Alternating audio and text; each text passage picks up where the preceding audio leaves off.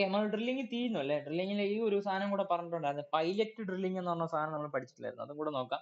അപ്പൊ pilot drilling എന്ന് പറഞ്ഞ ഒരു ടൈപ്പ് ഓഫ് ഡ്രില്ലിംഗ് മെത്തേഡ് ആണ്. For producing large size hole by drilling it is always advantage to drill with smaller drill and finally use the drill for the record size. The operation is known as pilot drilling. അതായത് നമ്മളിൽ ഇരിക്കുന്ന ഒരു particular ആയിട്ടുള്ള ഒരു shaft അല്ലെങ്കിൽ ഒരു particular ആയിട്ടുള്ള ഒരു ഹോൾ ഉണ്ടെങ്കിൽ ആ പർട്ടിക്കുലർ ഹോളിനകത്തോട്ട് നമുക്ക് ഡ്രിൽ ചെയ്യണം. 40 അല്ലെങ്കിൽ 40 mm ഡയമീറ്ററിലുള്ള ഇതാണ് നമുക്ക് അടിക്കേണ്ടെങ്കിൽ നമ്മുടെ കയ്യിൽ 40 mm ഒരു ഡ്രിൽ ഇല്ലാത്ത ഒരു സിറ്റുവേഷൻ വരുന്നു എന്ന് വെച്ചു. അപ്പൊ നമ്മൾ എന്ത് ചെയ്യുന്നുണ്ട്, അതിനെ നമ്മൾ എന്താ ചെയ്യുന്നതെന്ന് പറഞ്ഞാൽ 40 mm വെച്ചിട്ടുള്ള ഒറ്റ ഡ്രിൽ പിറ്റ് ഇല്ലാത്ത സ്ഥിതിക്ക് നമ്മൾ എന്ത് ചെയ്യുക, കുറച്ച് ചെറിയ ചെറിയ ഡ്രിൽ പിറ്റുകൾ. ഇപ്പോൾ ആദ്യം 12 mm വെച്ചിട്ട് ചെറിയൊരു ഹോൾ അടിക്കും. പിന്നെ അതിന് ശേഷം എന്ത് ചെയ്യുക, ഒരു 20 mm ഉള്ള അടുത്ത ഹോളിനെ കുറച്ചുകൂടെ വലുതാക്കും. ഇനി 32 mm ഉള്ളതിനെ കുറച്ചുകൂടെ വലുതാക്കും. പിന്നെ അവസാനം എന്ത് ചെയ്യിപ്പിക്കാം, 40 വെച്ചിട്ട് ഇതാക്കുന്നുണ്ട്. ഇപ്പൊ നമ്മുടെ 40 വെച്ചിട്ട് നമുക്ക് ഡയറക്റ്റ്ലി നമുക്ക് ചെയ്യാൻ വേണ്ടി പറ്റുമായിരുന്നു. പക്ഷെ നമ്മൾ എന്താ ചെയ്തതെന്ന് പറഞ്ഞാൽ കുഞ്ഞു കുഞ്ഞ് എന്താണ് ഡ്രിൽ ബിറ്റുകൾ ഉപയോഗിച്ചിട്ട് ആ ഹോളുകൾ അടിച്ചിട്ട് ഹോളിന്റെ ആക്യുറസി കുറച്ച് കൂടുതലായിട്ട് കൊണ്ടുവരികയാണ്. 40 mm വെച്ചിട്ട് ഒറ്റയടിക്ക് അടിക്കുകയാണെങ്കിൽ നമുക്ക് ആ ഒരു ഇതിന്റെ രീതിയിലുള്ള ഒരു പർട്ടിക്കുലർ ആയിട്ടുള്ള ഹോളിന് ഒരു ആക്യുറസിയിലോട്ട് കിട്ടാൻ വേണ്ടിയിട്ടുള്ള പറ്റില്ല എന്നുള്ള ഒരു കണ്ടീഷൻ വരികയാണെങ്കിൽ അവിടെ നമ്മൾ ഉപയോഗിക്കുന്ന ടെക്നിക്ക് ആയിരിക്കും ഈ പൈലറ്റ് ഡ്രില്ലിംഗ് എന്നുള്ള സാധനം. അപ്പം steps to finish record size of the drill hole shown in figure. അതാണ് ചുമ്മാ ഇവിടെ കാണിച്ചിരിക്കുന്നത്. അതാണ് പൈലറ്റ് കേട്ടോ. അതായത് വലിയ സൈസോടുള്ള ഒരു ഡ്രില്ലിങ് നമുക്ക് പോസിബിൾ ആണെങ്കിൽ ആദ്യം എന്ത് ചെയ്യണം, കുഞ്ഞു കുഞ്ഞായിട്ടുള്ള ഒരു ഹോൾ അല്ലെ, നമ്മളിപ്പം കിണർ ഒഴിക്കുമ്പോഴും അങ്ങനെയാണല്ലോ, ആദ്യമേ എടുത്തിട്ട് വലിയൊരു ഇതല്ലല്ലോ ഇതാക്കുന്നത്. ആദ്യം ഒരു ചെറിയൊരു കുഴി എടുത്തതിന് ശേഷം പിന്നെ അങ്ങോട്ട് അതിന്റെ ഒരു ഡയമീറ്റർ ഇൻക്രീസ് ചെയ്ത് വരത്തേ ഉള്ളൂ. അതേപോലത്തെ സിറ്റുവേഷൻ ആണ് ഈ ഒരു ഡ്രില്ലിങ്ങിന്റെ കേസിൽ. പൈലറ്റ് ഡ്രില്ലിംഗ് എന്ന് പറഞ്ഞ സംഗതി ചെയ്യുന്ന സമയത്ത് ആദ്യം ഒരു ചെറിയൊരു കുഴി എടുത്തതിന് ശേഷം, അല്ല ചെറിയൊരു ഹോൾ അടിച്ചതിന് ശേഷം പിന്നെ എന്ത് ചെയ്യാം, നമുക്ക് ഗ്രാജുവലി നമുക്ക് ആ ഒരു ഡ്രില്ലിന്റെ ഡയമീറ്ററിനെ ഇൻക്രീസ് ചെയ്ത് കൊണ്ടുവരാൻ വേണ്ടി പറ്റും. ഇതിനെയാണ് പൈലറ്റ് ഡ്രില്ലിംഗ് എന്ന് പറയുന്നത്. ചുമ്മാ കേട്ട് വെച്ചിരിക്കുക, പൈലറ്റ് ഡ്രില്ലിംഗ്. ഇങ്ങനെ ഒരു ഡ്രില്ലിംഗ് ടെക്നിക്ക് ഉണ്ടെന്ന് അറിഞ്ഞിരിക്കും. ഇനി കട്ടിംഗ് ഫ്ലൂയിഡ് ഫോർ ഡ്രില്ലിംഗ് അല്ലെ, ഡ്രില്ലിങ്ങിന് വേണ്ടിയിട്ട് മോസ്റ്റ് കോമൺലി ഉപയോഗിക്കുന്ന കട്ടിംഗ് ഫ്ലൂയിഡ്. അപ്പൊ അത് മോസ്റ്റ് ആയിട്ടുള്ള അപ്രോപ്രിയേറ്റ് ആയിട്ടുള്ള കട്ടിംഗ് ഫ്ലൂയിഡ്, അതായത് കട്ടിംഗ് ഫ്ലൂയിഡ് എന്ന് അറിയപ്പെടുന്ന ഏത് മെറ്റീരിയലിനെയാണോ നിങ്ങൾ തുളയ്ക്കാൻ വേണ്ടിയിട്ട് ഉപയോഗിക്കുന്നത് അതനുസരിച്ചിട്ടായിരിക്കും നമ്മൾ കട്ടിംഗ് ഫ്ലൂയിഡുകൾ സെലക്ട് ചെയ്യുക. ബെറ്റർ സർഫസ് ഫിനിഷ് കിട്ടുന്നുണ്ട്, പിന്നെ ഹയർ കട്ടിംഗ് സ്പീഡും, പിന്നെ അതുപോലെ തന്നെ ടൂളിന്റെ ലൈഫും കാര്യങ്ങളൊക്കെ നമുക്ക് എന്ത് ചെയ്യിപ്പിക്കാൻ, ഇൻക്രീസ് ചെയ്യിപ്പിക്കാൻ വേണ്ടിയിട്ട് കട്ടിംഗ് ഫ്ലൂയിഡ് വെച്ച് നടക്കും. Cutting fluid generally used for drilling operation are the same that are used for lathe operation. Lathe operation ഉപയോഗിക്കുന്ന അതേ കട്ടിംഗ് ഫ്ലൂയിഡ് ഒക്കെ തന്നെയായിരിക്കും നമ്മൾ ഡ്രില്ലിങ്ങിലും ഉപയോഗിക്കുന്നത്. ഇപ്പൊ soluble oil is most commonly used to cutting fluid അല്ലെ, നമ്മുടെ വർക്ക്ഷോപ്പിലൊക്കെ ഏറ്റവും കൂടുതലായിട്ട് നമ്മൾ ഉപയോഗിക്കുന്നത് soluble oil എന്ന് പറഞ്ഞ ഒരു സംഗതിയായിരിക്കും ഏറ്റവും കൂടുതലായിട്ട് നമ്മൾ കട്ടിംഗ് ഫ്ലൂയിഡ് ആയിട്ട് ഉപയോഗിക്കുന്നത്. അപ്പൊ ഓരോ മെറ്റീരിയൽ അനുസരിച്ചിട്ട് അല്ലെ, മെറ്റീരിയൽ ടു ബി അല്ലെങ്കിൽ ഡ്രിൽ അല്ലെ, ഡ്രില്ലിംഗ് ഡിഫറെന്റ് മെത്തേഡ്സ് അല്ലെങ്കിൽ നമുക്ക് ഡ്രില്ലിങ്ങിന് വേണ്ടിയിട്ട് ഉപയോഗിക്കുന്ന മെറ്റീരിയൽ നമ്മൾ മാറുന്ന അനുസരിച്ചിട്ട് നമ്മുടെ കട്ടിംഗ് ഫ്ലൂയിഡുകൾ മാറിക്കൊണ്ടിരിക്കുന്നുണ്ട്. അലുമിനിയത്തിന് വേണ്ടിയിട്ട് നമ്മൾ മോസ്റ്റ് കോമൺലി ഉപയോഗിക്കുന്നത് ഒന്നെങ്കിൽ ഡ്രൈ ആയിട്ട് ഉപയോഗിക്കാം, അല്ലെങ്കിൽ കറോസിന് ഉപയോഗിക്കാം. കോപ്പറിന് എന്താ ഉപയോഗിക്കുക, soluble oil ഉപയോഗിക്കുക. ബ്രാസിനും എന്താ ഉപയോഗിക്കുന്നത്, ഡ്രൈ ഉപയോഗിക്കുന്നുണ്ട്, soluble oil ഉപയോഗിക്കുന്നുണ്ട്. കാസ്റ്റ് അയൺ നമ്മൾ പഠിച്ചിട്ടുണ്ട്, ഡ്രൈ ഉണ്ട്. അതുപോലെ തന്നെ കൂൾഡ് വിത്ത് കംപ്രസ്ഡ് എയർ അല്ലെ, കംപ്രസ്ഡ് എയർ വെച്ചിട്ട് ഇതാക്കുന്നുണ്ട്. അതുപോലെ ചിൽഡ് കാസ്റ്റ് അയൺ എന്ന് പറഞ്ഞ സാധനം ഉപയോഗിക്കുമ്പോഴത്തേക്ക് അതിനെന്താ ഉപയോഗിക്കുന്നത്, അതും soluble oil തന്നെയാണ്. അതുപോലെ തന്നെ മൈൽഡ് സ്റ്റീൽ ഉണ്ടായിരുന്നു, soluble oilഉം സൾഫറൈസ്ഡ് ഓയിലും. അലോയ് സ്റ്റീൽ ഉണ്ട്, soluble oil, സൾഫറൈസ്ഡ് ഓയിൽ. എന്താ ചിൽഡ് കാസ്റ്റ് അയൺ നമ്മൾ എന്താ പറഞ്ഞിട്ടുണ്ട്, chilled cast iron is otherwise known as white cast iron അല്ലെ, ചിൽഡ് കാസ്റ്റ് അയൺ ആയിരുന്നു വൈറ്റ് കാസ്റ്റ് അയൺ, എല്ലാം ഒരേ കാസ്റ്റ് അയൺ ആയിരുന്നു. അപ്പൊ അത് ഓരോന്നിന്റെയും സംഭവങ്ങളൊക്കെ ചുമ്മാ പഠിക്കും. മോസ്റ്റ് കോമൺലി ഉപയോഗിക്കുന്ന soluble oil ആണ്. അതല്ലാതുള്ള സാധനങ്ങൾ ഏതൊക്കെയാണെന്ന് മാത്രം പഠിച്ചു വെക്കുക. soluble oil അല്ലാത്ത കാസ്റ്റ് അയണിൽ വ്യത്യാസമാണ്, ഡ്രൈ ആണ് ഉപയോഗിക്കുന്നത്. അതുപോലെ തന്നെ നമ്മുടെ അലുമിനിയത്തിന് ഉപയോഗിക്കുന്ന കറോസിൻ ആണ്. ബാക്കിയുള്ള എല്ലാത്തിനും നമുക്ക് ഇത് ഉപയോഗിക്കുന്നുണ്ട്. പിന്നെ മൈൽഡ് സ്റ്റീലിനും അതുപോലെ അലോയ് സ്റ്റീലിനും എടുക്കുകയാണെങ്കിൽ എക്സ്ട്രാ ആയിട്ട് നമുക്ക് സൾഫറൈസ്ഡ് എന്ന് പറഞ്ഞ ഒരു ഓയിലും കൂടെ ഉണ്ട്. സൾഫർ കണ്ടന്റ് വരുന്ന ആ ഒരു ഓയിൽസും കാര്യങ്ങളുണ്ട്. അത് വേണമെങ്കിൽ നമുക്ക് ഉപയോഗിക്കാൻ വേണ്ടി പറ്റും. ഇത് മാത്രമേ ഉള്ളൂ എക്സ്ട്രാ ആയിട്ടുള്ള സാധനം, ചുമ്മാ ഒന്ന് പഠിച്ചു വെച്ചിരിക്കുക. ഓക്കെ അല്ലേ? അപ്പൊ നമ്മളിന്ന് ഐശ്വര്യമായിട്ട് ലെയ്ത്ത് തുടങ്ങി. നമ്മൾ ഡ്രില്ല് തീർന്നിട്ടുണ്ട്, ഡ്രില്ല്. അപ്പൊ നമ്മൾ ഇതുവരെയായിട്ട് കവർ ചെയ്ത പോർഷൻസ് എന്ന് പറഞ്ഞത് ടാപ്പ്, ഡൈ, അതുപോലെ തന്നെ അടുത്ത ഡ്രില്ലിംഗ് എന്ന് പറഞ്ഞ ഫുൾ പോർഷൻ അല്ലെ, ഏറെക്കുറെയുള്ള ഫുൾ പോർഷൻസും ഡ്രില്ലിംഗ് കവർ ചെയ്തിട്ടുണ്ട്. ഡ്രില്ലിംഗ് കഴിഞ്ഞ് കഴിഞ്ഞാൽ നമ്മൾ ഇനി കറക്റ്റ് ആയിട്ട് നമുക്ക് നോക്കേണ്ടത് എന്തായിരുന്നു, ലെയ്ത്ത് ആണ്. ലെയ്ത്ത് തുടങ്ങും, കുഴപ്പമില്ലല്ലോ.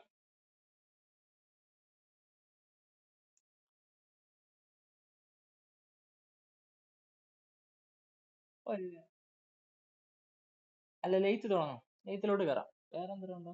ലെയ്ത്ത് തുടങ്ങാം.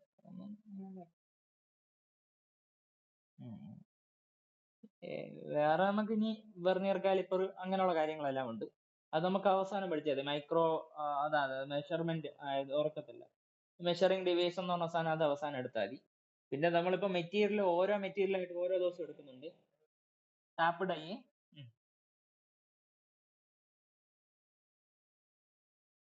അല്ലല്ല, ഇപ്പം നമുക്ക് ഇപ്പൊ ഒരു ലെയ്ത്ത് വന്നു. ഒരു ലെയ്ത്ത് കഴിഞ്ഞ് കഴിഞ്ഞാൽ ഇനി അടുത്ത നമ്മൾ ആക്ച്വലി CNC ആണ്. അപ്പൊ CNC ഇപ്പൊ ഇനി ഒരു 2 3 ക്ലാസ് കൊണ്ടാകുമ്പോഴത്തേക്കും CNC കുറെ കഴിവായി. CNC കഴിഞ്ഞ് കഴിഞ്ഞാൽ നമ്മൾ അടുത്ത ബേസിക് ഫിറ്റിംഗ് ഇല്ലേ, ബേസിക് ഫിറ്റിംഗ് സാധനങ്ങൾ അതുണ്ടല്ലോ എന്തായാലും. ബേസിക് ഫിറ്റിംഗ് കഴിഞ്ഞ് കഴിഞ്ഞാൽ പിന്നെ നമുക്ക് കുറച്ച് ഗ്യാപ്പ് കിട്ടും. ആ ഗ്യാപ്പിൽ ഇൻസ്ട്രുമെന്റ്സോ അങ്ങനെ എന്തെങ്കിലും അതായത് അങ്ങനെയുള്ള സാധനങ്ങളൊക്കെ നോക്കാം. മെറ്റീരിയൽ എന്ന് നമ്മൾ പഠിച്ചുകൊണ്ടിരിക്കുന്നത്.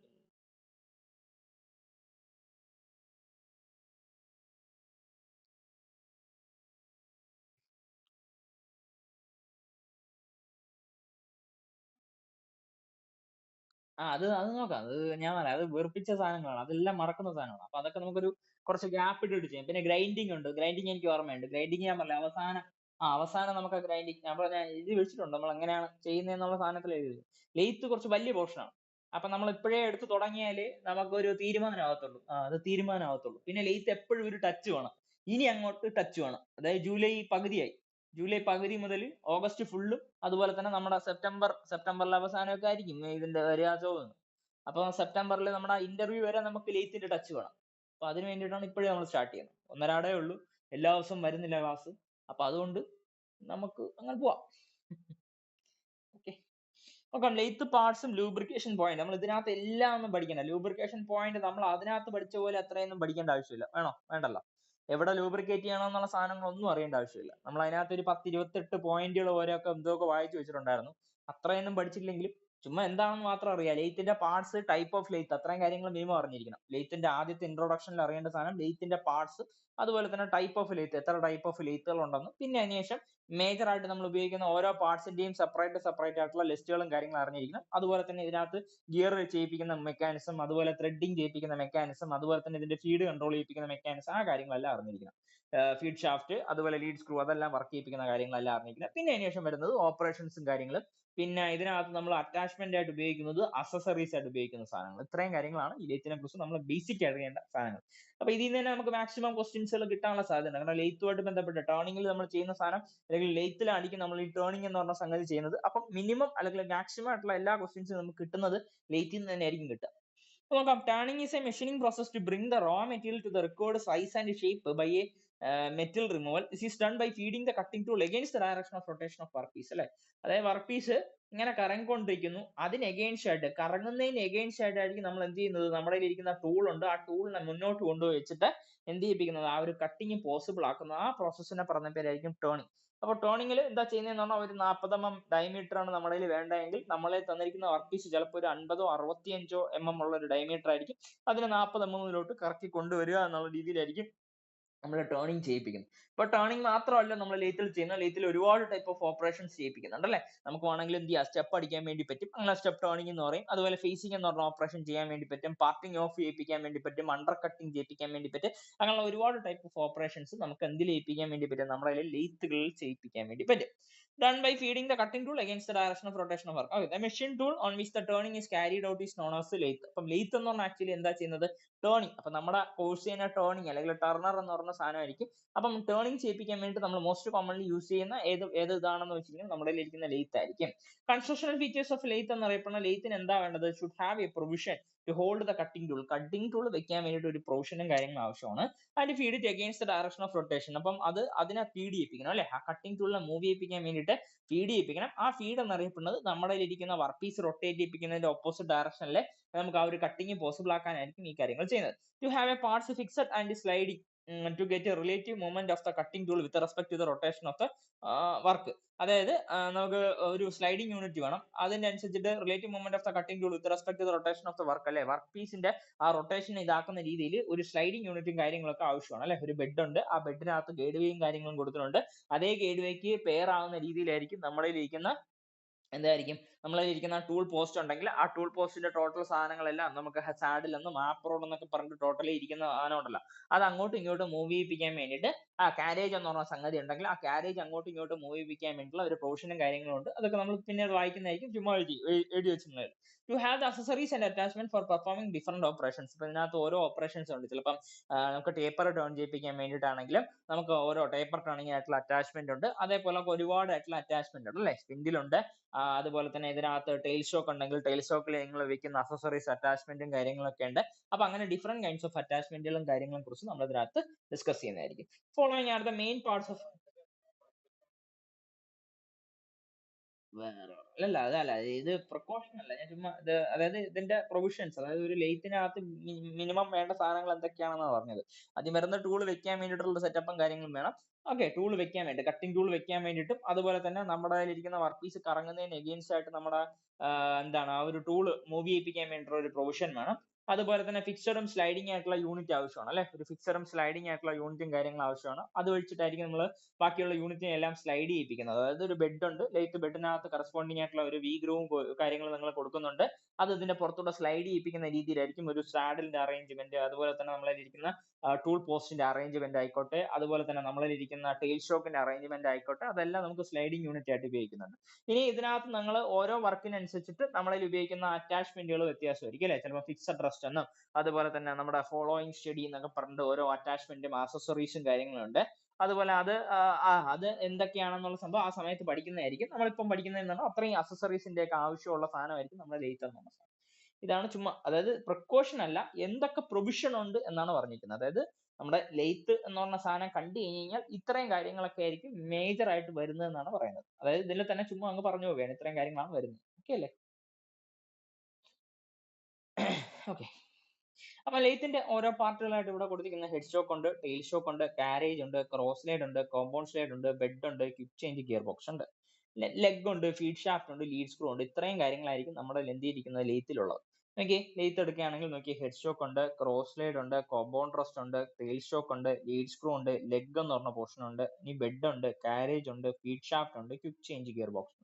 ഇത്രയാണ് മേജർ പാർട്ട്. ഇവിടെ മേജർ പാർട്ടിനെ കുറിച്ചൊന്നും വലിയ ഇതില്ല, ജസ്റ്റ് ഒന്ന് കേട്ട് വെച്ചിരിക്കാം. ഇനി അതിനുശേഷം ഏറ്റവും ഇമ്പോർട്ടന്റ് ആയിട്ട് അടുത്ത് നമ്മൾ പഠിക്കേണ്ട സാധനം എന്ന് പറയുന്നത് നമ്മുടെ സേഫ്റ്റി അല്ലെ. സേഫ്റ്റി, 3 ടൈപ്പ് ഓഫ് സേഫ്റ്റി ആണ് നമ്മുടെ ലെയ്ത്തുമായിട്ട് ബന്ധപ്പെട്ട് നമ്മൾ നോക്കേണ്ടത്. അതായത് ഡ്യൂറിങ് ലെയ്ത്ത് നിങ്ങൾ വർക്ക് ചെയ്യുന്നതിന് മുന്നേ അല്ലെ, ബിഫോർ വർക്കിങ്ങിന് മുന്നേ നിങ്ങൾ എന്ത് സേഫ്റ്റി ചെയ്യും, അതുപോലെ തന്നെ ആഫ്റ്റർ വർക്കിംഗ് അല്ലെ, വർക്കിങ്ങിന് ശേഷം നിങ്ങൾ എന്താ സേഫ്റ്റി ചെയ്യുക, അതുപോലെ തന്നെ ഡ്യൂറിങ് വർക്കിംഗ് അല്ലെ, വർക്ക് ചെയ്തുകൊണ്ടിരിക്കുന്ന സമയത്ത് നിങ്ങൾ എന്ത് സേഫ്റ്റി ചെയ്യും. അങ്ങനെയുള്ള 3 ടൈപ്പ് ഓഫ് സേഫ്റ്റിയും കാര്യങ്ങളാണ് പറയുന്നത്. അപ്പൊ ഒന്നാമത്തെ സാധനം ബിഫോർ വർക്കിംഗ് അല്ലെ, വർക്കിങ്ങിന് മുന്നേ ensure that the electrical power supply as needed for the machine. അതായത് ബിഫോർ വർക്കിങ്ങിന് മുന്നേ എന്ത് ചെയ്യിപ്പിക്കണം, നമ്മൾ ആ പവർ സപ്ലൈയും കാര്യങ്ങളൊക്കെ എൻഷുർ ദാറ്റ് അതായത് നമ്മൾ പ്രോപ്പർ ആയിട്ടുള്ള ഇലക്ട്രിക് പവറും എല്ലാ കാര്യങ്ങളും വരുന്നുണ്ടോ ഇല്ലയോ എന്നുള്ള സംഭവങ്ങളൊക്കെ ഒന്ന് ചെക്ക് ചെയ്യുക. Ensure that the safety guards are in proper condition. ഇതിനകത്തുള്ള സേഫ്റ്റി ഗാർഡുകളും കാര്യങ്ങളും ഉണ്ട്. നമ്മളിപ്പം ഇതിനകത്ത് നമ്മൾ ഹെഡ് സ്റ്റോക്ക് എടുക്കുകയാണെങ്കിൽ ഹെഡ് സ്റ്റോക്കിന്റെ ഇതിനകത്ത് ഗിയറും കാര്യങ്ങളും ഉള്ളതുണ്ട് അല്ലെ. ഇതിനകത്ത് ഇതിന്റെ ബാക്ക് സൈഡിൽ ഗിയറും കാര്യങ്ങളോ അല്ലെങ്കിൽ പുള്ളിയും കാര്യങ്ങളും ഉണ്ടെങ്കിൽ അതിനെ ഒരു കേസ് ഇട്ടായിരിക്കും അടച്ചു വെച്ചിരിക്കുന്നത്. അതെല്ലാം പ്രോപ്പർ ആയിട്ട് അടച്ചിട്ടാണ് ഇരിക്കുന്നത് നോക്കുക. അതുപോലെ തന്നെ ഇവിടെ ഇരിക്കുന്ന എല്ലാ സ്ഥലത്തും ഗാർഡുകളും കാര്യങ്ങളും ഉണ്ടെങ്കിൽ, പ്രോപ്പർ ആയിട്ടുള്ള ഗാർഡും കാര്യങ്ങളും ഉണ്ടെങ്കിൽ ആ ഗാർഡ് എല്ലാം അടച്ചിരിക്കുന്നുണ്ടോ ഇല്ലയോ എന്നൊക്കെ നമുക്ക് പ്രോപ്പർ ആയിട്ട് നോക്കണം. Ensure that the working area clean ആയിട്ട് ടൈഡി അല്ലെ, നമ്മുടെ ഇരിക്കുന്ന വർക്കിംഗ് ഏരിയ നല്ല പ്യൂർ ആയിട്ടുള്ള അല്ലെങ്കിൽ ടൈഡി ആയിരിക്കും അല്ലെങ്കിൽ ക്ലീൻ ആയിട്ടിരിക്കുന്നു എന്നുള്ള സാധനം നോക്കുക. ഇനി അതുപോലെ തന്നെ ensure that the machine gears are in proper mesh. അതായത് ആ ഒരു ഏതെങ്കിലുമൊക്കെ ഗിയർ അല്ലെങ്കിൽ ഇതിനകത്ത് നമ്മൾ പറഞ്ഞല്ലേ ഹെഡ് സ്റ്റോക്കിനകത്ത് എന്ത് ചെയ്യുന്നത് ഗിയറും കാര്യങ്ങളും ഉണ്ട്. ആ ഗിയറുകളെല്ലാം പ്രോപ്പർ ആയിട്ടുള്ള മെഷിലാണോ ഇരിക്കുന്നത് നോക്കുക, രണ്ടും തമ്മിൽ ജോയിൻ ചെയ്തിട്ട് കറക്റ്റ് ആയിട്ടാണ് ഇരിക്കുന്നത് നോക്കുക. അതിന്റെ power feed levers are neutral അല്ലെ, നമ്മളതിൽ കൊടുത്തിരിക്കുന്ന പവർ ഫീഡിന്റെ ഇതെന്ന് അറിയപ്പെടുന്ന ആദ്യമേ പവർ കൊടുക്കുന്ന രീതിയിലല്ല, ന്യൂട്രൽ പൊസിഷനിലാണോ അല്ലയോ എന്നൊക്കെ ചെക്ക് ചെയ്യുക. Ensure that the automatic lubricating system is functioning. അതായത് നമ്മളിൽ ഇരിക്കുന്ന ആ ലൂബ്രിക്കേഷൻ സിസ്റ്റം ഒക്കെ ഫംഗ്ഷനിങ് ആണോ അല്ലയോ എന്നൊക്കെ ചെക്ക് ചെയ്യണം. ഇത് എപ്പോഴായിരിക്കും, നമ്മുടെ വർക്ക് ചെയ്യുന്നതിന് മുന്നേ, ബിഫോർ വർക്കിംഗ് അല്ലെ, വർക്ക് ചെയ്യുന്നതിന് മുന്നേ നമ്മൾ ഇത്രയും കാര്യങ്ങൾ ശ്രദ്ധിക്കണം. ഓക്കെ, ഇനി ഡ്യൂറിങ് വർക്കിംഗ്, വർക്ക് ചെയ്തുകൊണ്ടിരിക്കുമ്പോൾ എന്ത് ചെയ്യണം, shift the levers to change the speed and feed only when the rotating parts are fully stationary. അതെ, നമ്മളിപ്പം ഇതിനകത്ത് നമ്മൾ വണ്ടി ഓടിക്കുന്ന സമയത്തായിരുന്നാലും ശരിയാണ്, നമ്മളെ ഗിയർ ഷിഫ്റ്റ് ചെയ്യുന്ന സമയത്ത് എന്ത് ചെയ്യണം, ക്ലച്ച് എന്ന് പറഞ്ഞ സംഗതി നമ്മൾ ഓപ്പറേറ്റ് ചെയ്തിട്ട് മാത്രമേ ഗിയറിനെ ഷിഫ്റ്റ് ചെയ്യാവുള്ളൂ എന്ന് പറഞ്ഞ പോലെ ഇതിനകത്ത് നമ്മൾ എന്തെങ്കിലുമൊക്കെ പാർട്ടുകളൊക്കെ കറങ്ങിക്കൊണ്ടിരിക്കുന്ന സമയത്തോ അല്ലെങ്കിൽ ഏതെങ്കിലും ഒരു സമയത്ത് ഒരു പർട്ടിക്കുലർ സ്പീഡിലൊക്കെ പോയിക്കൊണ്ടിരിക്കുന്ന സമയത്ത് ഗിയർ ആർ ഇൻ മെഷ് ആണ്. അപ്പൊ ഒരു കാരണവശാലും അതിനെ നമ്മൾ അടുത്ത ഗിയറിലോട്ട് പെട്ടെന്നൊന്നും ഇട്ട് കൊടുക്കരുത്.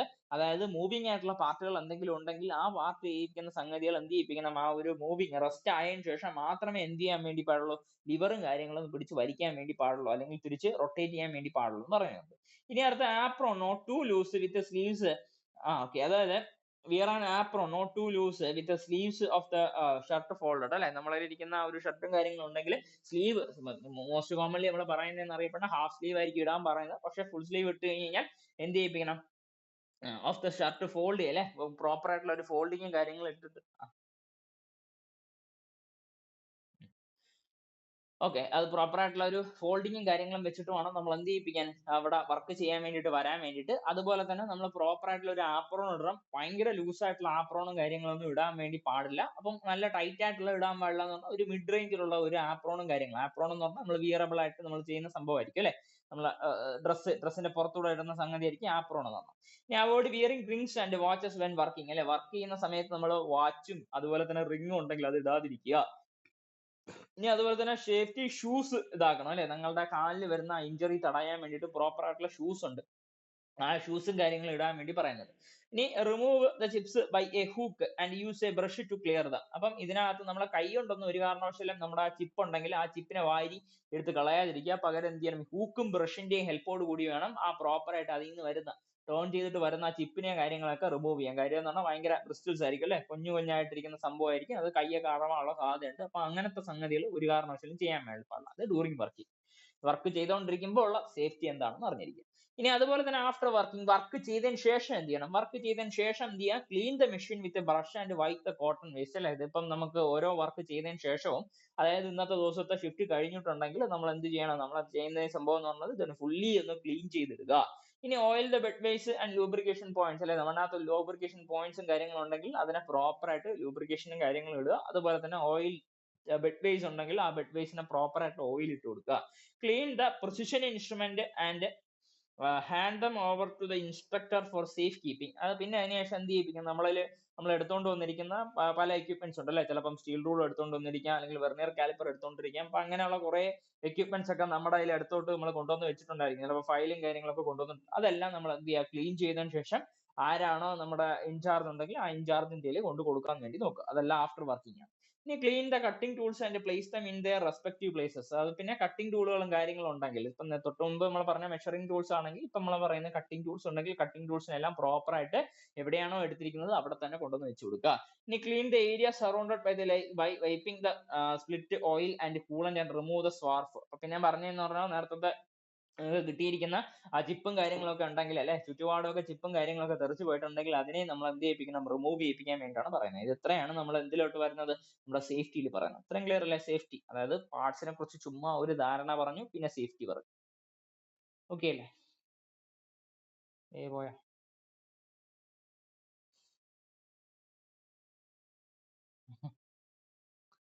ഓക്കെ. പിന്നെ അതായത് ഇതിനകത്ത് കുറെ ലൂബ്രിക്കേഷനും കാര്യങ്ങളും ഉണ്ട്, നമ്മൾ അത് നോക്കണ്ടല്ലോ. വേരിയസ് ലൂബ്രിക്കേഷൻ പോയിന്റ്സ് അതൊന്നും ചോദിക്കത്തില്ല, സാധ്യതയില്ല, കാരണം അത് വെറുപ്പീരാണ്, അതുകൊണ്ട് നമ്മള് അത് നോക്കുന്നില്ല അതില്. പിന്നെ അതുപോലെ ഇപ്പോഴും ഇതൊന്നും അല്ല ഉപയോഗിക്കുന്നത്. ഇപ്പോഴത്തെ ഈ ഇതൊക്കെ പഴയ ടെക്സ്റ്റ് ആണ്, 2022 തോന്നുന്നത് ഇത് പബ്ലിഷ്ഡ് ടെക്സ്റ്റ്. ഇപ്പോഴൊന്നും നമ്മളിപ്പോ 2025 ഇപ്പൊ ഇവിടെ ഇപ്പോഴും ഈ സാധനങ്ങളൊന്നും അല്ല ഉപയോഗിക്കുന്നത്. ഇതിനെക്കാട്ടി അഡ്വാൻസ്ഡ് ആയിട്ടുള്ള സംഗതികളും സെല്ലുബിൾ ഓയിലും അങ്ങനെയുള്ള കാര്യങ്ങളൊക്കെ വന്നത് കൊണ്ടായിരിക്കാം, അതായിരിക്കാം കൂടുതലായിട്ട് ഉപയോഗിക്കുന്നത്. അപ്പൊ ഇത് പഠിച്ചാലും നമുക്ക് വലിയ പ്രയോജനമൊന്നുമില്ല, ചുമ്മാ ഒന്ന് കേട്ട്, അല്ലെങ്കിൽ ലാസ്റ്റ് സമയത്ത് വേണമെങ്കിൽ ഓർമ്മിച്ച് വെച്ചേക്കാം. ലേറ്റിന്റെ ലൂബ്രിക്കേഷന്റെ സംഭവം പഠിച്ചിട്ടില്ല എന്നുള്ള സാധനം ഓർമ്മിച്ച് വെച്ചിരുന്നാൽ അപ്പൊ ആ സമയത്ത് നമ്മൾ നോക്കുന്നത്. Okay okay. ഇനി നമ്മൾ അടുത്ത ഇതും കൂടെ ജസ്റ്റ് നോക്കിയിട്ട് പോകാം. മെഷീൻ കേട്ടോ, മെഷീൻ ടൂൾ. മെഷീൻ എന്താണ്, മെഷീൻ ടൂൾ എന്താണെന്നുള്ള സാധനം ഡെഫിനിഷൻ ആണ്. നമ്മൾ ലേറ്റിനെ കുറിച്ച് ചുമ്മാ പറഞ്ഞു, പക്ഷെ അതിന് മുന്നേ തന്നെ നമ്മൾ ആക്ച്വലി എന്താണ് മെഷീനും എന്താണ് മെഷീൻ ടൂളും തമ്മിലുള്ള ഡിഫറൻസ് അറിയണം. നോക്കാം.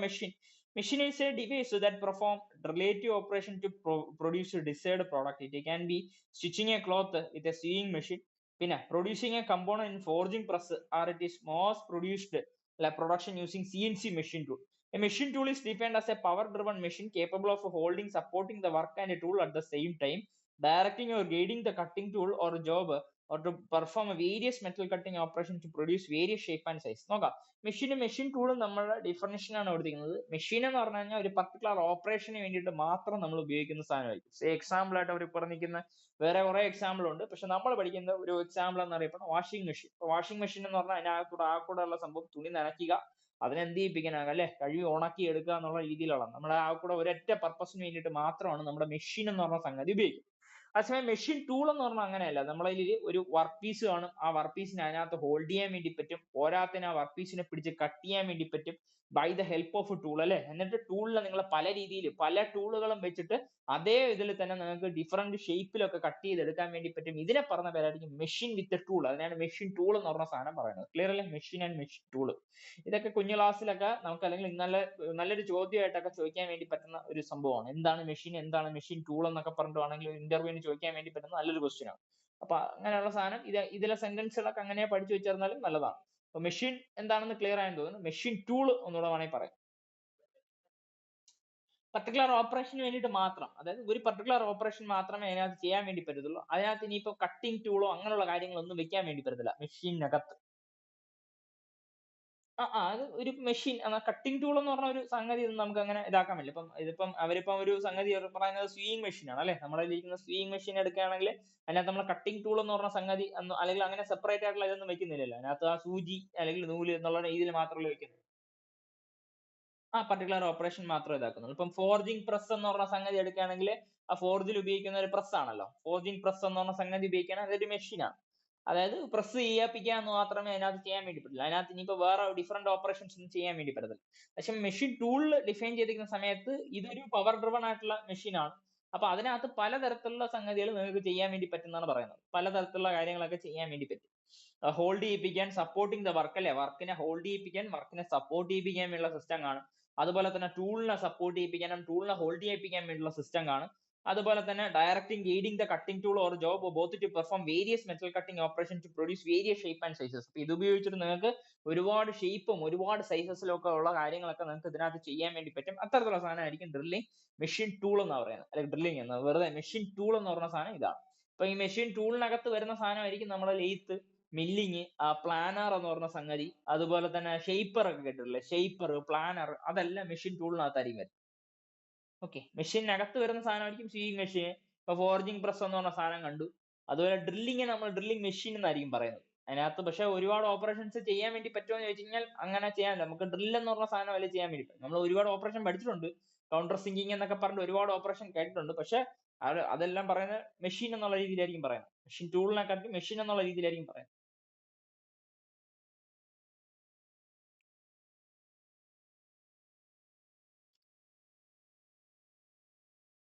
ചെയ്യാൻ പറ്റും.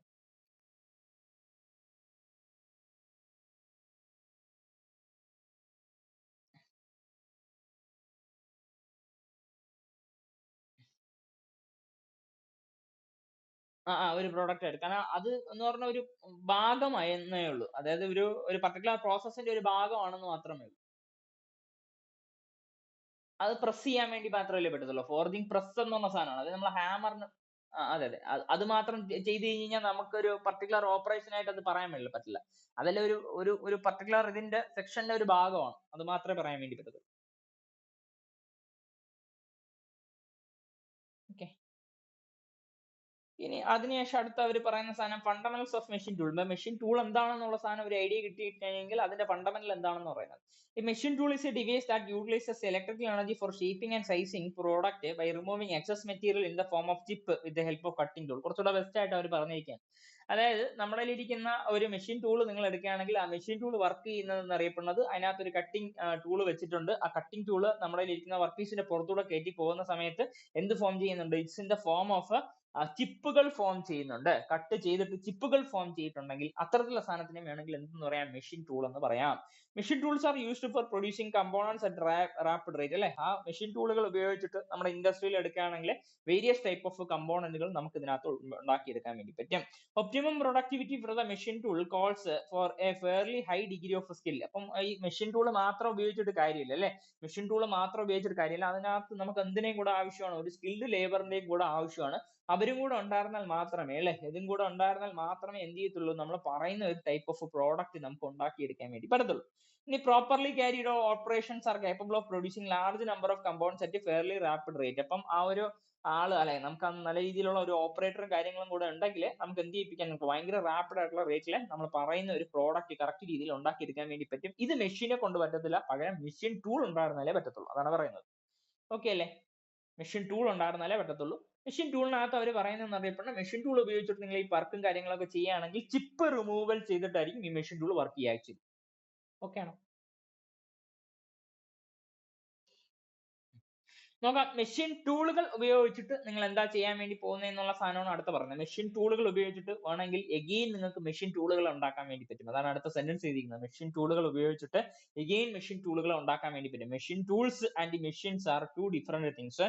Machine tools when taken as a group can produce a machine tool which is not true for machines. അതായത് ഇപ്പം പറയുന്ന സംഭവമാണെങ്കിൽ വാഷിംഗ് മെഷീൻ ഉണ്ട്, അതായത് ഒരു ചുമ്മാ ഒരു എക്സാമ്പിൾ പറയണം. വാഷിംഗ് മെഷീൻ ഉപയോഗിച്ചിട്ട് അടുത്തൊരു വാഷിംഗ് മെഷീൻ ഉണ്ടാക്കാൻ വേണ്ടി പറ്റത്തില്ല. അതേസമയം നിങ്ങളൊരു ലെയ്ത്തും ഉണ്ട്, തൊട്ടടുത്തൊരു ലെയ്ത്ത് ഉണ്ടാക്കണം എന്ന് പറഞ്ഞു കഴിഞ്ഞാൽ നിങ്ങൾക്ക് അത് പറ്റും, അല്ലെങ്കിൽ അത് സാധ്യമായിട്ട് നിങ്ങൾക്ക് പറ്റും. കാരണം അതിന്റെ ലെയ്ത്തിലെ കമ്പോണന്റുകളൊക്കെ വേണമെങ്കിൽ എന്തിലും ഈ ഒരു ലെയ്ത്ത് ഉപയോഗിച്ച് ചെയ്യാൻ വേണ്ടി പറ്റും. ചുമ്മാ ഒരു എക്സാമ്പിൾ ആണ് പറയുന്നത്. ലെയ്ത്ത് പോലുള്ള ഏതെങ്കിലുമൊക്കെ മെഷീൻ ടൂളുകൾ ഉപയോഗിച്ചിട്ട് ലെയ്ത്തിന്റെ പാർട്ടുകൾ നമുക്ക് കട്ട് ചെയ്തെടുക്കാൻ വേണ്ടി പറ്റുന്നതാണ് പറയുന്നത്.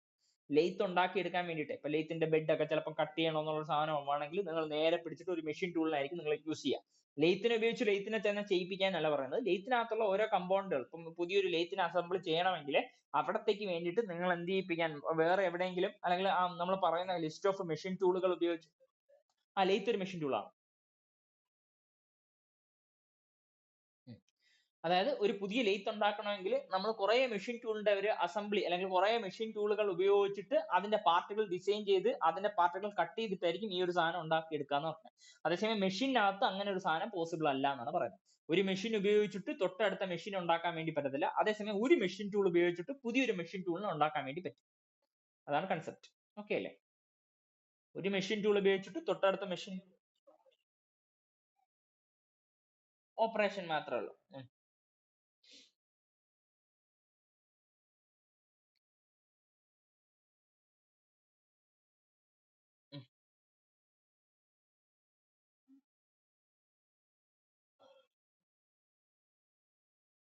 ഷിപ്പിന്റെ രൂപത്തിൽ റിമൂവ് ചെയ്യാൻ വേണ്ടി പറ്റും.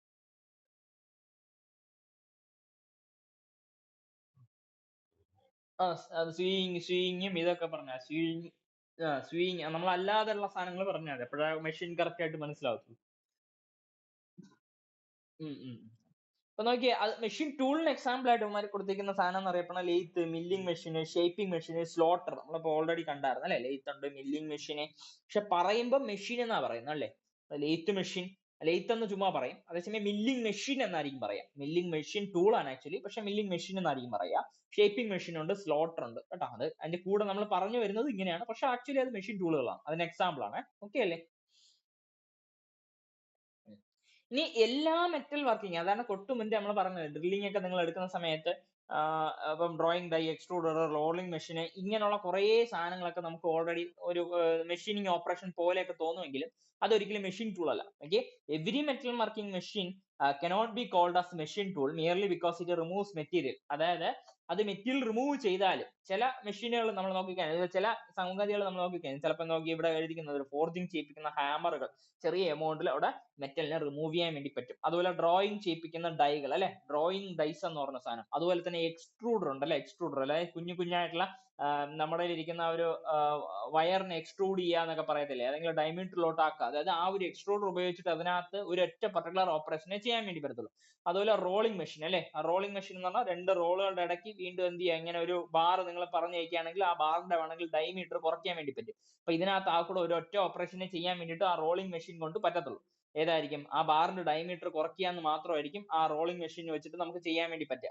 അപ്പം അങ്ങനെ ഒരു പർട്ടിക്കുലർ ഓപ്പറേഷൻ മാത്രം ചെയ്യാൻ വേണ്ടി പറ്റുന്ന എല്ലാ സാധനത്തിനെയും നമ്മൾ എന്ത് പറയത്തില്ല, മെഷീൻ ടൂൾ എന്ന് പറയത്തില്ല. അതാണ് അവിടെ എഴുതിയിരിക്കുന്നത്. എവരി മെറ്റൽ വർക്കിംഗ്, അതായത് എല്ലാ മെറ്റൽ വർക്കിങ്ങിന് വേണ്ടിയിട്ട് നമ്മൾ ഉപയോഗിക്കുന്ന ടൂളുകളെയും ഒറ്റയടിക്ക് എന്തെന്ന് പറയത്തില്ല, മെഷീൻ ടൂളുകൾ എന്ന് പറയത്തില്ല.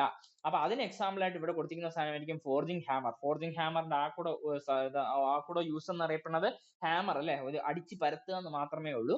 അതുപോലെ തന്നെ നമ്മുടെ ഇരിക്കുന്ന drawing die, extruder, rolling machine, ഇതെല്ലാം നമ്മൾ പറയുന്നത് ഒരൊറ്റ പർട്ടിക്കുലർ ഓപ്പറേഷൻ ആയതുകൊണ്ട് തന്നെ ഇതെല്ലാം മെഷീൻ എന്നുള്ള ഒരു ഗണത്തിലായിരിക്കും പറയാം. ആ ആ ആ എക്സ്ട്രൂഡ് ഞാൻ അതിന്റെ ഇത് ഇട്ടുതരാം, എന്താണ് അതിന്റെ വീഡിയോ ഇട്ടുതരാം. അത് വലിച്ചെടുക്കുന്ന, അതും മറ്റൊരു വലിച്ചെടുക്കുന്ന എക്സ്ട്രൂഡിങ് എന്ന് പറഞ്ഞ പ്രോസസ്സ് തന്നെ, വലിച്ചെടുക്കുന്ന ഒരു പ്രോസസ്സ് തന്നെ. ഇത് റോളർ അല്ല, പകരം വേറെ കുറെ ഒരു ഇതായിരിക്കും, ഒരു ഹീറ്റ് ചെയ്തിരിക്കുന്ന ഒരു സാധനത്തിനകത്തായിരിക്കും നമ്മൾ ഇതിനെ കയറ്റുന്നത്. എക്സ്ട്രൂഡിങ് എന്ന് പറഞ്ഞ സാധനം. അതും വലിച്ചെടുക്കുന്നതന്നെ. ഇതേപോലെ വയറാക്കുന്ന പ്രോസസ്സ് തന്നെ എക്സ്ട്രൂഡിങ്. ഈ മറ്റേ TMT കമ്പിയൊക്കെ കണ്ടിട്ടില്ലേ? ആ എക്സ്ട്രൂഡിങ് എന്നൊക്കെ പറഞ്ഞിട്ട് കുഞ്ഞു കുഞ്ഞു വയറാക്കുന്ന തന്നെ, പക്ഷെ മറ്റു രീതിയിലുള്ള ഒരു വയറിന്റെ ഒരു പ്രോസസ് ആയിരിക്കും. വലിയ ബാറായിരിക്കും കൊടുക്കുക, പക്ഷെ ഡയമീറ്റർ കുറച്ചിട്ടുള്ള മറ്റൊരു ബാറാക്കി തരും. ഓക്കെ, അതും എക്സ്ട്രൂഡിങ് എന്ന് പറഞ്ഞ സാധനം. ഓക്കെ ആണോ?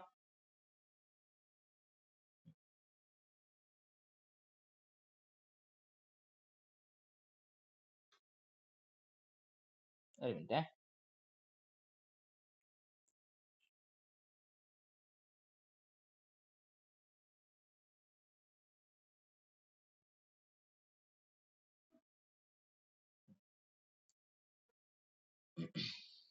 നമ്മൾ ഇതും കൂടെ നോക്കിയിട്ട് പോവാം. ഫണ്ടമെന്റൽസ് ഓഫ് മെഷീൻ ടൂളും കൂടെ നോക്കിയിട്ട് പോവാം. എന്തായാലും മെനക്കെട്ടു. Okay okay, fundamentals of machine tool എന്ന് പറഞ്ഞ രീതിയിൽ അടുത്ത് കൊടുത്തിരിക്കുന്നത് to hold and support the work piece of machine, അല്ലെ? Work piece to be machined, അതായത് നമ്മുടെ ഇരിക്കുന്ന മെഷീൻ ടൂളിന്റെ പ്രത്യേകതകളാണ് പറയുന്നത്. നിങ്ങൾ ലെയ്ത്ത് ആലോചിച്ചാൽ മനസ്സിലാക്കാൻ വേണ്ടി പറ്റും. ലെയ്ത്തിനകത്ത് എന്തിന്റെ പ്രൊവിഷൻ കാണും? നമുക്കൊരു വർക്ക് പീസിനെ പിടിപ്പിക്കാൻ വേണ്ടിയുള്ള ഒരു പ്രൊവിഷൻ കാണും. അതാണ് ഒന്നാമത്തെ സാധനം. To hold and support the cutting tool, അല്ലെ? കട്ടിംഗ് ടൂൾ വെക്കാൻ വേണ്ടിയിട്ടുള്ള ഒരു പ്രൊവിഷൻ കാണും. കട്ടിംഗ് ടൂൾ നമുക്ക് വെക്കാൻ വേണ്ടിയിട്ട് ഒരു പ്രൊവിഷൻ കാണും, അതറിയാം അല്ലെ? കട്ടിംഗ് ടൂൾ വെക്കാൻ വേണ്ടിയിട്ട് ഒരു സംഗതി കാണും. ഒരു ടൂൾ പോസ്റ്റും കാര്യങ്ങളും ഉണ്ടെങ്കിൽ ആ ടൂൾ പോസ്റ്റിന്റെ താഴോട്ടുള്ള എല്ലാ കാര്യങ്ങളും വരുന്ന സാധനമായിരിക്കും ഈ കട്ടിംഗ് ടൂൾ വെക്കാനുള്ള provision. To provide the requisite motion of the work piece and tool and both, അല്ലെ? വർക്ക് പീസ് കറങ്ങാൻ വേണ്ടിയിട്ടുള്ള ഒരു പ്രൊവിഷൻ കാണും. പോരാത്തതിന് നമ്മുടെ വർക്ക് പീസിന് അഗെയിൻസ്റ്റ് ആയിട്ട് നമ്മുടെ കട്ടിംഗ് ടൂൾ മൂവ് ചെയ്യുന്നുണ്ട്. അതുപോലെ തന്നെ അതിനെ പാരലലി മൂവ് ചെയ്യിപ്പിക്കാൻ വേണ്ടിയുള്ള ഒരു സെറ്റപ്പും കാണും. ഇതെല്ലാം നമ്മുടെ മെഷീൻ ടൂളിന്റെ ഫണ്ടമെന്റൽ ആയിരിക്കും. ഇത് നമ്മൾ ഓൾറെഡി കണ്ട ഈ 3 പോയിന്റ്. ഇനി അതുപോലെ തന്നെ to regulate the cutting speed and feed tool to the work piece, അതായത് നമുക്ക് എത്ര ഇതിൽ കറക്കണം, എത്ര RPM കറക്കാൻ വേണ്ടിയിട്ട് അദ്ദേഹത്തിന് ഒരു സ്പീഡ് കാണും. അതുപോലെ തന്നെ നമ്മുടെ കട്ടിംഗ് ടൂൾ ഇതിനകത്തോട്ട് കൊടുക്കാൻ വേണ്ടിയിട്ട് ഒരു ഫീഡ് റേറ്റ് കാണും. ആ ഫീഡ് നമുക്ക് കറസ്പോണ്ടിങ് കൊടുക്കാൻ വേണ്ടിയിട്ട് ഒരു സെറ്റപ്പും കാണും. അതാണ് അടുത്ത് കൊടുത്തിരിക്കുന്നത്. To regulate the cutting speed and feed of the tool and the work piece, അല്ലെ? ടൂളും വർക്ക് പീസിനും ഇതാക്കാൻ വേണ്ടിയിട്ട് ഒരു ഒരു ഒരു ഒരു ഒരു സെറ്റപ്പും കാര്യം കാണും. അതിന് വേണ്ടിയിട്ട് സ്പീഡ് കൊടുക്കാനും ഫീഡ് കൊടുക്കാനും വേണ്ടിയിട്ടുള്ള ഒരു പ്രൊവിഷൻ കാണും. ഇനി നോക്കാം, to hold various attachment for different operations, അല്ലെ? ഓരോ ഓപ്പറേഷൻസ് ചെയ്യാൻ വേണ്ടിയിട്ട് ഓരോ അറ്റാച്ച്മെന്റ് ഉണ്ടെങ്കിൽ ആ ഓരോ അറ്റാച്ച്മെന്റ് വെക്കാൻ വേണ്ടിയിട്ടുള്ള ഒരു പ്രൊവിഷൻ കാണും. പിന്നെ അതുപോലെ tools and held in properly designed device on the machine tool. Different machine tools are provided with different holding devices, അല്ലെ? ഓരോ മെഷീൻ ടൂളിനും ഓരോ ഹോൾഡിംഗ് ഡിവൈസസ് ആയിരിക്കും കാണാം. അതായത് മില്ലിംഗിൽ നിങ്ങൾ ഉപയോഗിക്കുന്ന ഹോൾഡിംഗ് ഡിവൈസ് അല്ല ലെയ്ത്തിൽ ഉപയോഗിക്കുന്നത്. ലെയ്ത്തിൽ ഉപയോഗിക്കുന്ന അതല്ല ഷേപ്പറിൽ ഉപയോഗിക്കുന്നത്, പ്ലാനറിൽ ഉപയോഗിക്കുന്നത്, സ്ലോട്ടറിൽ ഉപയോഗിക്കുന്നത്. ഓരോന്നിനും ഓരോ സംഗതികളായിരിക്കും നിങ്ങൾ ഉപയോഗിക്കുന്നത്. അത് അറിയാലോ. In a workshop, a machine tool is generally used for producing different shape and for finishing the surfaces. അതായത് ഒരുപാട് ഷേപ്പുകളുണ്ട്. ചില സമയത്ത് നമുക്കൊരു ഫ്ലാറ്റ് ഷേപ്പിലോട്ട് എടുക്കാൻ വേണ്ടിയിട്ട് ഒരു പർട്ടിക്കുലർ മെഷീൻ ടൂൾ ഉപയോഗിക്കും. അതേസമയം നമ്മളെ ഇരിക്കുന്ന ഒരു മെഷീൻ ടൂൾ ഉപയോഗിച്ചിട്ട് നിങ്ങളിപ്പോൾ ലെയ്ത്തുമായിട്ട് കട്ട് ചെയ്യുകയാണെങ്കിൽ അവിടെ ഇപ്പോൾ ഒരു സിലിണ്ടറിക്കൽ വർക്ക് പീസ് ആയിരിക്കും ഉപയോഗിക്കുക. അപ്പോൾ ഓരോ പർട്ടിക്കുലർ ആപ്ലിക്കേഷനിൽ നിങ്ങൾ എടുക്കുകയാണെങ്കിൽ ഓരോ പർട്ടിക്കുലർ, മറ്റേ ബ്ലാങ്ക് ഒക്കെ ഉപയോഗിക്കത്തില്ലേ? ഏത് നമ്മുടെ ഇതിന് മില്ലിങ്ങിനൊക്കെ ഉപയോഗിക്കുന്ന സമയത്ത് ബ്ലാങ്ക് എന്ന് പറഞ്ഞ ഒരു സാധനമായിരിക്കും നിങ്ങൾ ഉപയോഗിക്കുന്നത്, അല്ലെ? കുറച്ചുകൂടെ വലിയ ഡയമീറ്റർ ഉള്ള ആ ഒരു വർക്ക് പീസ് കട്ട് ചെയ്തിരിക്കുന്ന സാധനമായിരിക്കും ബ്ലാങ്ക്. ആ ബ്ലാങ്ക് ഉപയോഗിച്ചിട്ടായിരിക്കും നിങ്ങൾ ആക്ച്വലി എന്ത് കട്ട് ചെയ്യുന്നത്? ഗിയർ കട്ട് ചെയ്യുന്നത്. അപ്പോൾ ഓരോ പർട്ടിക്കുലർ ആപ്ലിക്കേഷനിൽ ഓരോ ഷേപ്പ് ഓഫ് വർക്ക് പീസുകൾ നിങ്ങൾ ഉപയോഗിക്കാനുള്ള സാധ്യതയുണ്ട്. Different shape for finishing different surfaces എന്നുള്ള സാധനം അതായിരിക്കും മെഷീൻ ടൂളിൽ ചെയ്യുക. മെഷീൻ ടൂളിന്റെ ഫണ്ടമെന്റൽസ് ഇത്രയും കാര്യങ്ങളാണ്. ക്ലിയർ അല്ലേ? ഫണ്ടമെന്റൽ എന്താണ് മെഷീൻ ടൂൾ, എന്താണ് മെഷീൻ, അതിന്റെ ഫണ്ടമെന്റൽ എന്താണ്? അടുത്ത ഇതിൽ നമ്മൾ അടുത്ത് നോക്കേണ്ട സാധനം ഇതാണ്, classification of machine tool. Okay അല്ലേ? ഓക്കെ, അപ്പം ഇന്നത്തേക്ക് മതി.